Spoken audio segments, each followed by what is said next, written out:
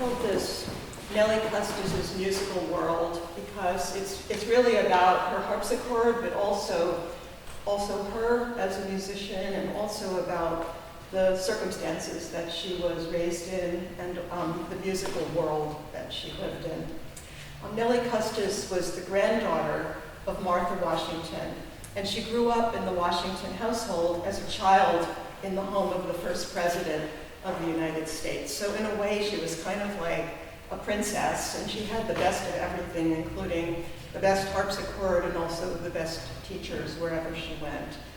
I'll show you her portrait. And that's her about the age that she would have been when she received the harpsichord as a birthday gift from her step-grandfather, George Washington. I became interested in her music and her harpsichord following my own study of English harpsichords in early American life.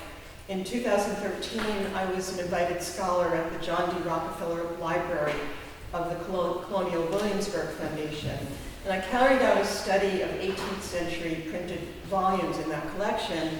One of them was the Harpsichord Miscellany, the second book. The first book has actually been published, and it's very beautiful. It was published by the University of Virginia Press a long time ago, edited by John Darling. And it is just a beautiful edition, and it has a lot of the music that would have been played by the Washingtons. And I just felt so lucky. At the very end, Mr. Darling indicated that there might be a second volume, and I actually found it at Williamsburg. So I was pretty excited about that, and I then did a recording of the music from that second volume, all of the music, including some of the music from the first volume. So you can see the title page here. So this is the book second, and the music in it is by, interestingly, Alberti and Pasquale and Nardini. None of them American, none of them even English, because in England at the time, Italian music masters were very popular. They were leaving Italy because the economy wasn't so good, and actually in London the economy was great. And so there were a lot of Italian music masters in London, and of course that carried over to the New World because a lot of the musical pieces and the musical culture came from England. So this book was actually done in America, and this was the second Harpsichord Miscellany, and this is my CD that I did. Whoops. There we go. That's the CD cover, and actually that was done while I was in residence at Williamsburg, and it was so wonderful because John Watson, who was the curator and conservator at the time, had this 1758 Kirkman that I could play, and he had put a reproduction action into it. So it was actually the real antique instrument, but it had an action that he had replaced it with a new one, so we knew we couldn't harm it and destroy it by playing it too much. So I was allowed to play it every morning, and it was quite wonderful, and that's what we used for the recording. So that was indispensable collaboration, and it was really a wonderful experience. And John took the picture too. One day he was all set up, and I came in my usual overalls and uncombed hair, and he said, "We're going to take your picture today." So I said, "Oh, let me go home and comb my hair." So that's what I did, and he took that picture in front of the Kirkman. He does everything, pictures, harpsichords. This includes some music from the first and some music from the second. And the first is in Nelly's collection. The second I did not see in her collection, although it's possible that it was in their home. In 2015, Mount Vernon, which is the home of George Washington, began a project that would open up enormous possibilities for studying the music that was made there. And in 2017, I had the opportunity to participate in a charrette, which I had never done. I didn't even know what charrette meant, but I learned that it meant a gathering of experts in a field, all different, you're looking at it from different points of view. And this gathering was to begin planning for a reproduction of the Washington harpsichord. And the Washington harpsichord that he gave to Nelly is still there, and it's now in the museum, but only recently in the museum, because before it was in the mansion, which is a visitor center. People come in, school children are coming in all day long between 9 and 5 every single day. And the door is opening and closing, and the air is changing, and it's open to the elements, and not very good for a precious antique harpsichord like that. And the special thing about this harpsichord is that it was never restored. No one ever touched the inside, so that everything's there to study. The quills are there, the dampers are there, the strings are on there, the leathers and all the felt. So John Watson, who really has this philosophy of don't mess with old instruments, but use them as a document so that we can learn and copy from them. He really, was the perfect person to be doing the reproduction of this harpsichord. And the idea was to copy the harpsichord as perfectly as possible so that we would have an exact replica, and then the old one could go into a museum with controlled climate, and the new one would unfortunately be in the mansion. But fortunately we can play it and we can show it to people and we can hear it, which is really the wonderful thing. So the year that Washington gave this harpsichord to his granddaughter Nelly was 1793. And that probably sounds really late for the harpsichord, because already, we know that we've had the music of Mozart and Haydn, and we're well into the classical period, as we call it. But actually, harpsichords and pianos coexisted very much in the parlors in England and also in the Americas. So it was not a populist instrument. Obviously, the harpsichord was an elitist instrument, and not maybe something that you would think that George Washington would want to purchase. But in some ways, George Washington did want to have the best of everything. And so he ordered this harpsichord from Longman and Broderick, who were very well-known makers in London. And it was the most elaborate harpsichord you could buy. It had everything. It had 4 sets of strings, and the most unusual thing about it was that all 4 of the ranks plucked in leather.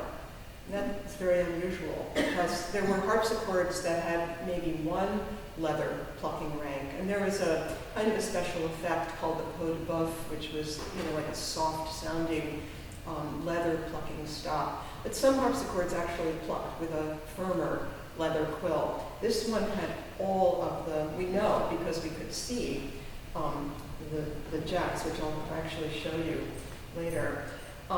So it had all these leather flexure, and then it also had something called a machine stop. And that was a kind of an assist. It set the registrations so that you could set it before you started to play and pull this thing, and it would be set for you. Like if you wanted the 4, you wanted the buff stop on, you didn't have to change it. The machine stop would do that for you. So it had that, and it also had a Venetian swell, which is like Venetian blinds that we put on the windows. They would open and close to create the effect of a crescendo or a decrescendo. So it was a very fancy harpsichord with a wide array of colors. And that was also, it worked very well because, as you could see, they played a lot of orchestral music, so they could use those colors in a way that would kind of replicate an orchestra. So John Watson was commissioned to recreate the Washington harpsichord as exactly as possible. And the goals were what I mentioned about it being in the mansion and not being very stable in the environment. It was never restored, so it was a perfect document. And most important, I think, for all of us as listeners and players, we could actually begin to hear what this instrument possibly sounded like. So that was extremely exciting. John, being a good photographer and a very good documenter, he took photos and videos of all the different steps of its building, so you can see all of that online. It's all documented and it's all posted online on the Mount Vernon site. So it's very interesting to see all the processes that he used, some of them quite old-fashioned in the way he constructed the instrument. So following the charrette and following a lot of conversation with John about the uniqueness of the instrument and the implications of this harpsichord's all-leather plucking, I decided that it was time for me to study leather quills. They weren't really quills, they were plectra. And so in 2018, I visited some keyboard collections where they had instruments with some of the ranks plucking in leather. They were in the UK. There was St. Cecilia's collection in Edinburgh, and Fenton House in London, and also the Bate collection in Oxford. And each one of them had a harpsichord that I could play and actually feel what it was like to play on leather. And that was all very interesting. So I'll show you one of the, here's some pictures. This is the finished product, actually. Sitting on John's table. Here are some jacks that he made for the instrument. There's the machine stop. So you can see it's on the side, and it's on the spine side so that you wouldn't see it. Well, if you're in this configuration, usually you would put that against a wall so nobody would really see what that was. But then there's a cover on it so that you don't see it at all. And I understand it's very hard to regulate, and that the person regulating it would have to understand things like lawnmowers, not necessarily harpsichords, because it's got so many just gears and mechanics in there that make it work. Is that to open the louvers or something else? Oh, that's done with a pedal. I'll show you how you do that. Yeah. So this is all the machine stuff, and you can see over on the left the knob that you pull, or you actually push it. You have to push it really hard to get it to go on. So you can have it on or off. And I always was experimenting with it. And there's the front view. And you asked about the pedals. The pedals actually are helpful and you can actually work the machine, not the machine stop, work the Venetian swell with the pedals. So we have all of these, various ways of manipulating the sound, which is, very interesting to experiment with, and I had a good time doing that. There is one of the original quills, and this is from a photograph I took of the Broadwood harpsichord of 1793. That's in St. Cecilia's collection in Edinburgh. And I thought that was pretty interesting because the year was the same as the year that Washington gave this harpsichord to Nelly. So you can, I don't know if you can see very well, but it's a laminated piece of leather in there. And it still works. It works quite well. So that's the original. That's what John had to copy from, and I tried to help by being an experimenter, trying out the different sounds. And well, I'll tell you a funny story about the leather, and that is that John had prepared various combinations of leather, and I think he prepared about 18 different combinations, because of course we don't know exactly what leather they used. You can't visually identify the leather, it's so old. But he prepared some, and I had done some leather working in my youth. I made some sandals and bags and belts and things like that. And I had saved my leather, so when I went down to try all the plectra, I brought my leather, and John immediately grabbed the leather, made a plectra, and we stuck with it. We never even experimented because we loved it so much. And it was just some thick latigo leather like you would use for a belt. And then over that, we bought some very thin, I think it was like Italian, very thin, smooth leather, and we glued that to the top so that it would have a smooth surface for the string to attach to. And so it sounds beautiful, and it has a little bit of a give so that you feel like you have some control over the tone, not that much, not like a piano, but a little bit different from a bird quilt or an imitation of bird quilt, which we often use today. So that is an example of an original leather plectrum.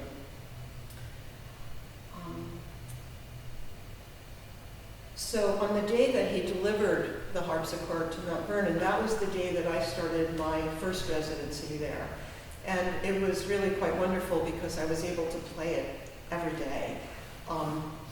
It was interesting because being a museum, I was not allowed to play on my own. It was in the area where they stored all their treasures, so I always had to have a babysitter with me when I practiced. I felt kind of bad. Somebody always had to be sitting with me when I was playing, but it was just wonderful. And I got to play for hours a day and not only play this instrument, but also be able to go into the archives, find Nelly's music, look at her fingering, look at her, all of the things that she used, and then bring them to her a replica of her harpsichord and try all of that out. So it was very, it was integrated in a very, very nice way. The music is beautifully preserved, by the way, as everything is at Mount Vernon, as you can imagine. So while I was there, I did my research, I did a lot of playing, but almost every day I was told we were going to make a video. So we made a lot of videos, and I'm kind of glad that we did that, because now a lot of them are online. So if you're interested in Nelly's music, you can go online and not only see some of the building process and the information about it and photographs of John's work, but you can also hear the instrument. There are quite a few videos and talks online. So this instrument is quite magnificent, and it has perplexing qualities in addition to being unique. The Venetian swell and the machine stop invite you to use all of these colors, and you can get so many different dynamics and timbres that we're not quite used to having such possibilities on the harpsichord. We're used to more with the piano, that we can get more dynamics and more shadings and things like that. And by 1793, as I mentioned, pianos were already in use, and in fact, the Washington household had a piano before they had this harpsichord. But the piano didn't necessarily take over from the harpsichord, like we sometimes picture the harpsichord leaving, and then the piano marching in and taking over. Didn't really happen exactly that way. And in fact, these two instruments were domestic instruments in the parlor for decades, and they coexisted. The placement of a large keyboard instrument of some kind would be a centerpiece of the parlor. And this one was, of course, without rival. And it signified something about George Washington's high valuation, not only of music, but also of family, because this harpsichord was the center of musical life. Not only for Nelly, who had become a very skilled and frequent performer for family and guests, but also it was the center of family life, and there was always music. It was the entertainment after dinner, almost every night. And Nelly's role was one that was systematically conferred on young women, because many of them benefited from their education, but they were very restricted to the home. And all of this education was actually traditionally to prepare them for being courted and eventually marrying into what was considered to be a good family and have a good match. So women were educated, but they weren't allowed really to go out into the world with their abilities. So the keyboard instrument really became a position of importance in the life of a young woman, as Nelly was, as well as to the family members and guests who really enjoyed the entertainment. Musical scores that are in the Washington Library contain a wealth of music that, although popular in late 18th century America, is not all that well known at present. Works that were performed and enjoyed in the Washington household have a lot to communicate about Mount Vernon's musical world. And just as her musical education was overseen by Martha Washington, Nelly, in addition to performing for the eminent guests of the Washington household, she also oversaw her children's education in music and continued to love her music, even though many of these young women put aside their music, whether they maybe didn't want to do it in the first place and were forced, but even the ones who loved it didn't have time to do it because their time was, pressured into doing other things. And even Nelly, who continued to do her music, was always complaining that she didn't have enough time to do her music like she had in the past. And you can read about this in, there's a wonderful volume of her letters to her friend Elizabeth Bordley. And she complains that she doesn't have time for her music anymore, and her life is all about pickles and pudding. Sad. But she did continue, and when she got married and moved to Woodlawn, which is near to Mount Vernon, she had a beautiful music room, which I visited, and there's a piano in there right now. And she continued to play music and have musical guests and have musical entertainment all her life and valued it very much. So here's some of the music. Let's take a look. Some of these things. So here's the Handel water music that I played today. They call it Handel Water Piece. And I don't know if you can see it that well, but all those little markings are her fingerings.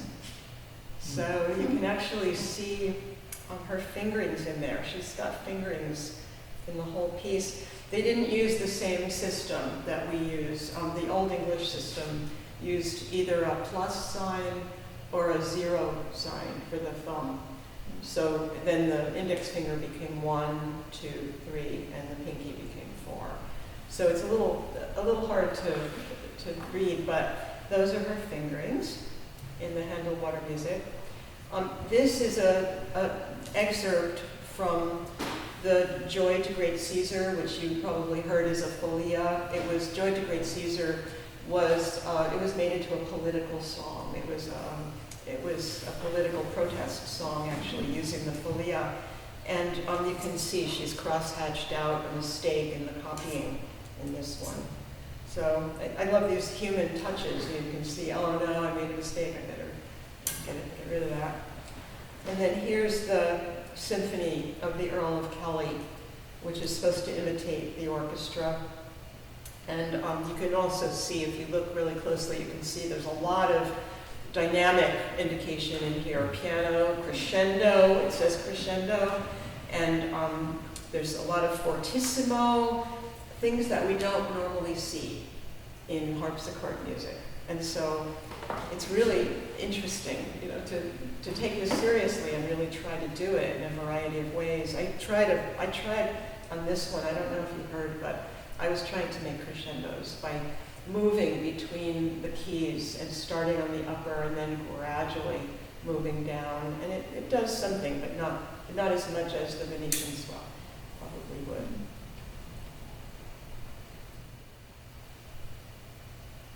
This one is Maggie Lauder, which you just heard. And this also has a lot of markings in it.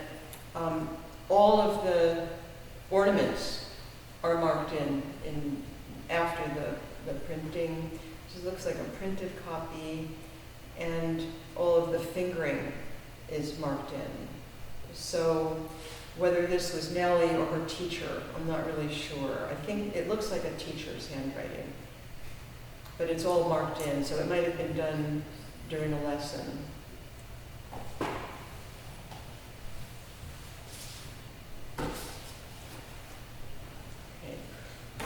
This is pretty interesting. I've gotten a lot of questions about whether she could really play. She's just a girl, right? And And so I would just say, try this. These are her exercises. And she was given some pretty hard exercises. And at the top, you can't read it, but the lettering at the top says, to be practiced in every key. So she's definitely practicing. And according to the documents that we have, she practiced about 5 hours a day. So they had time. And I think she became really, really very, very able at the keyboard. So here's the first page of her exercises. Here's the second page of her exercises.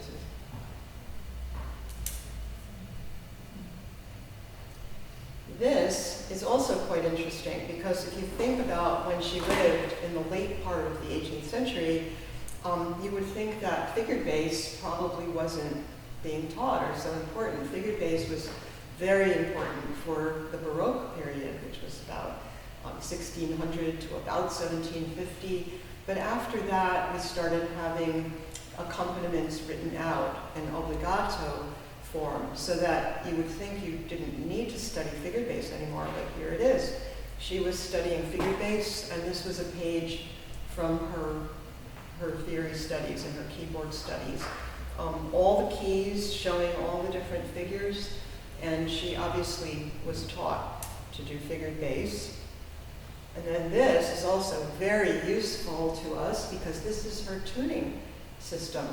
And it's written out in words. It just says begin at middle C, from that to the G above, from that to the octave below, and from that, etc., etc. And it takes you into half of the 12 keys, and then you start again going, instead of up a fifth, you start by tuning down to the next fifth, so that you're always going to be working towards the half of the notes, and you're not going to get off. If you try to tune all 12 keys, you might get off by ear, you might get off by the time you reach C again.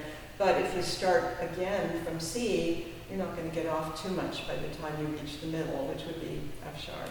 So that was kind of fun to find Nelly's own tuning system. Is that online? Sorry? Is that online? Instructions? No, not yet. Okay. Not yet. But Did they talk at all about tempering? it doesn't say a word about tempering. Anything about No. squeezing the Yeah. piece in? But it strikes me that they're going for equal, because if they're expecting it to work by the time they get to the middle, it's going to be almost equal, if not equal, because that every note had to be usable, every key had to be usable. So you'd be working from the outside and always working from C. So you'd be tuning C to G to D to A to E, and then you'd start again after you reach the middle. You'd then go C, F, B flat, which she calls A sharp, and then she calls E flat D sharp.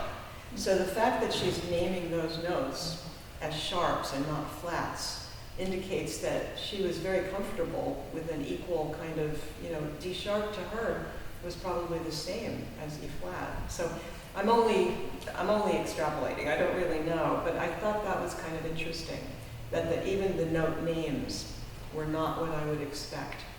I wouldn't expect A sharp instead of B flat. Tuning F to A sharp that would indicate somewhat equal, imagining that B flat would be the same as A sharp, which it wouldn't be if you were tempering. So there's no way to know right now. I have no further information. But I was happy to find her tuning system, which tells me that she was tuning. We also have bills from tuners and people who came to repair. So she wasn't doing all the tuning herself, but I imagine she would have to tune from time to time. This page that I'm showing you, I thought was interesting for us because it shows a title page, which was very common at the time, to have the music scored for pianoforte or harpsichord. And so, from this time, we have many title pages like this. And it might seem surprising, but this, I think, indicates that people did not get rid of their harpsichords for quite some time, which is good to know. Some of the composers that I've run across in this music are not familiar to us, and I didn't play, I don't think, any of these today. They include Pleyel, Ignaz Pleyel, which we've heard of, Theodore Smith, not a household name these days, Valentino Nicolai, Leopold Kozuluk, who is somewhat known. Nelly's teacher was the luminary Alexander Reinagel, who was very active in Philadelphia. And there was Gaetano Pugnani, Johann August Just, Johann Franz Xavier Sterkel, George Rush, and Tommaso Giordani. So many of these composers continue to specify harpsichord on their scores well into what we would consider the classical era and the era of the piano. So taking all of this, the instrument and the pieces and the way it was used, I think that her harpsichord might be a good key for us to understand the popularity of these now largely forgotten composers, because we kind of listen to them and maybe don't understand where they were coming from musically, but I think all of this helps us to do that, knowing what they were using the music for and also what they were playing it on.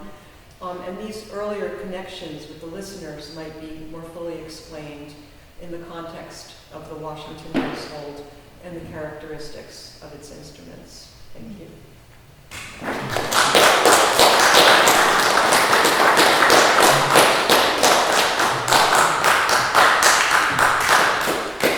Here's the website. Can you read it? It's hard to read. It's mountvernon.org, and then it's 3 slashes. It's preservation/collections/harpsichord. And that, I think, is the most comprehensive website that you can find all of the information that I talked about the instrument. You can see a lot of the videos, loads of photographs, and they've done a really nice job with that. So mountvernon.org/preservation/collections/harpsichord. So I think we have time for a few questions, and we could turn on the lights. Are there any questions? Did Nelly also, did she play the piano too? Yes, yeah. They had piano, but what's interesting is that you think that, at least my students think, that the piano came in because it was nice and loud, but actually the harpsichord was louder than the piano in these days. The piano was a very soft, gentle, mellow sounding instrument. It was not a loud instrument at all. So it wasn't what we think of. The piano could have pressure dynamics, which the harpsichord doesn't have. But I thought it sounds like they coexisted very nicely, and people played both. They had no problem playing both.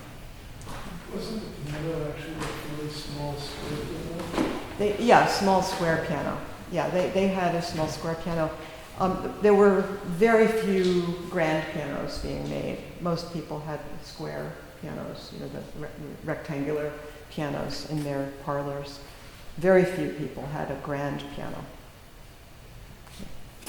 Do we know if, other than Nelly, there are other Washington family members who played these instruments? And also, Washington probably had a lot of guests from Mount Vernon where he invited them or not. Certainly some of them knew how to play as well. Yeah, there were almost all the women played instruments. And keyboard was considered to be the ladies' instrument. And the son, Nelly, was brought up by Martha and George Washington. And her brother, who was called the Washi, he played the violin and was also very artistic. But the women all they all had to study music. And so the books have different names on them. They have names of her sisters. She had sisters, 2 sisters that did not live with the Washington in the president's household. And Martha also had her own books. So there's some that I've seen that are Martha's books, some that are the sisters' books, and some that are Nelly's. So yeah, they all played music. And Washington loved music, but he didn't do music himself. He said he couldn't do music himself, but he really enjoyed it, and he encouraged it. And he had so many guests all the time. They ran it. It's almost like a hotel. You know, people were coming and going all the time. He loved to entertain. So music was a really big deal in the household. But Nelly was the one who seemed to excel at it.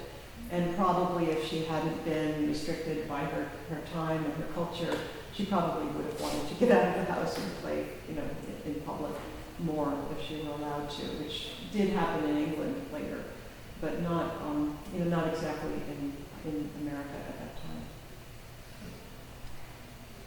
time. I just noticed that some of the fingering looked rather difficult. And that must have been quite a challenge in some ways to work on. There was one passage, it was 1, 2, 1, 2, 1, 2. Oh, yeah, because our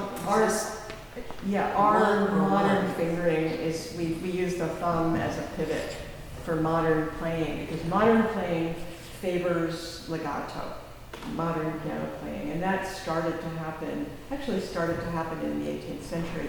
But both forms of fingering were, just like the piano and the harpsichord, it wasn't a standardized kind of fingering like we seem to think now, but actually there were a lot of paired fingerings.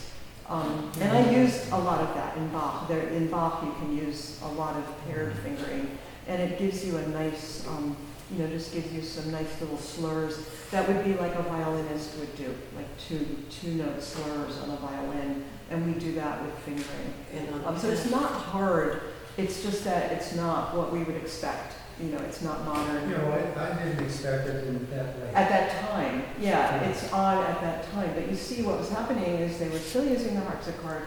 They were still using figured bass. Yeah.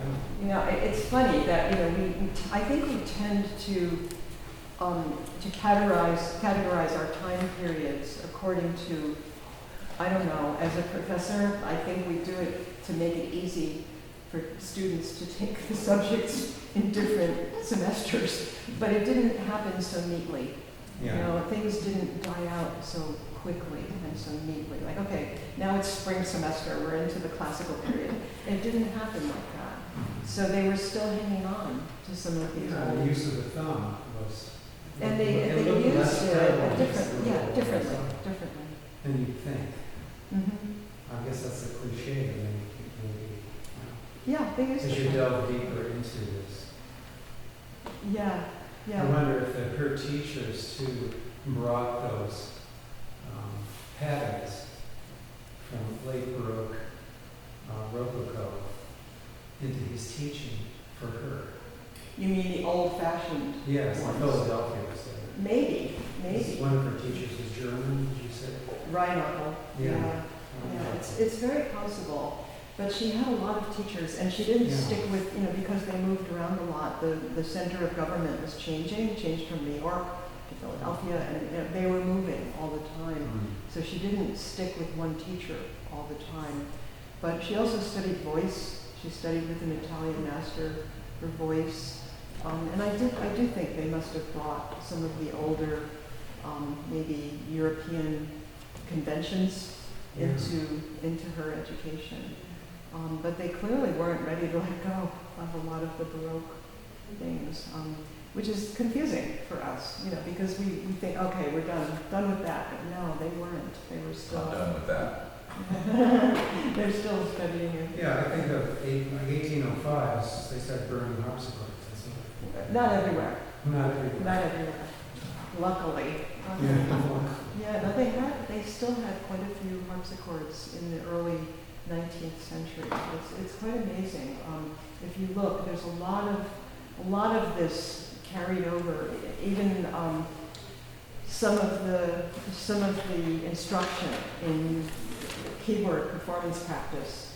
I just happen to be studying something now that has nothing to do with Nelly, but it's Pasquale's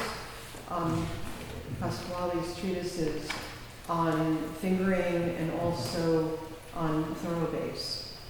And apparently, these were reprinted into the 19th century, which is quite shocking to us. You know, people were buying his books into the 19th century. So I think it's something that we have to rethink, because I think the music history didn't just happen. It didn't just flow and change like we imagined that it did. There were a lot of these older styles still being used, even though we may not realize it. Probably because we tend to play a few composers. We don't play a lot of the composers that were being played at the time, are now forgotten. Yeah. Yeah, and I think about the favorite for those composers that were familiar. Mozart, Haydn. Right. Those would be more modern, and we would need a more modern kind of fingering for those composers. Probably those composers are the ones that we study because they were modern, they were moving There's ahead. more thumb under it. Oh, thank you very much. I think we're going to we need to close now, but thank you for coming, and thank you so much, Joyce. It's such an interesting program. Thank you. Yeah.